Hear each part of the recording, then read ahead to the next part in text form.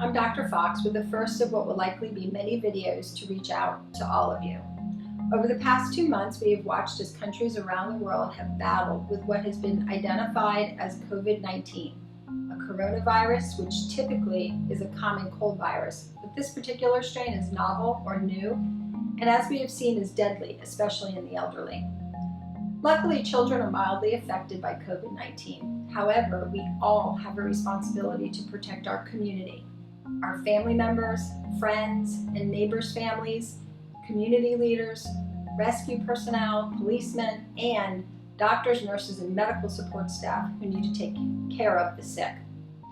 With school and many activities closed this week due to this pandemic, social distancing must happen this week in order to slow the spread of the deadly virus in order to not overburden our healthcare system. Please play your part with your family to avoid groups, sleepovers, play dates, malls, crowded retail stores, gyms, any visitors in your home, and mass transit. Use caution when going to restaurants and stores. It is very safe to take a walk, do some yard work, play in the yard, clean up the house, read a book, listen to music, cook, play board games, go for a drive or a bike ride. To limit the spread of the virus, please continue to encourage your children to take measures to wash their hands with soap and water for 20 seconds before and after eating, after using the restroom, after sneezing or coughing, and after touching shared surfaces as much as possible. If soap and water are not available, hand sanitizer with 60% alcohol is an acceptable alternative. Teach children to cough and sneeze using their elbow, not hands, or into a tissue. Quickly dispose of any tissue and always wash hands as soon as possible following a cough or a sneeze.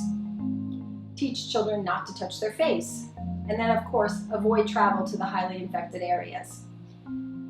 What should you do today if you or your child is sick? So if you or your child have mild cold symptoms, no travel history, no known close contact with coronavirus, treat the cold symptoms as you normally would and stay home. If you or your child have fever and cough, but no travel history and no known close contact with coronavirus, treat the symptoms and call us to determine the best steps, but stay home. Try to keep your sick child away from other family members for at least 72 hours after this fever breaks. If the symptoms persist or are worsening, as in fever, dehydration, irritable, fussy, chest pain, or concerns with other respiratory symptoms, then please call to be seen. We would ask that you consider bringing your own face mask if possible. If you or your child have fever, cough, and you do have a travel history or a close contact with coronavirus, which would mean usually household members and those who are within 6 feet of a known infected person for a prolonged period of time, the health department will be tracking the close contacts and will be informing you, but call us for further guidance. We are not testing anyone at this time in our office. If you or your child have fever, cough, and shortness of breath or difficulty breathing, call an ambulance or go to the closest emergency room. If you also have a history of travel or a close contact with coronavirus, call the ER ahead of time and let them know you're coming, or inform the dispatcher if you call an ambulance so that the medical team can be prepared and protect themselves and other people. Changes in our office policies effective March 15th. In order to triage all patients coming into our office, we are not accepting any walk-in until further notice. You must call before coming to our office with a sick child in order for our call center to triage the symptoms to be able to give you the most appropriate appointment that will limit exposure to others. At this time, all regularly scheduled visits will continue as usual. If, however, you would prefer to reschedule your appointment, please call us or message us through the child's patient portal.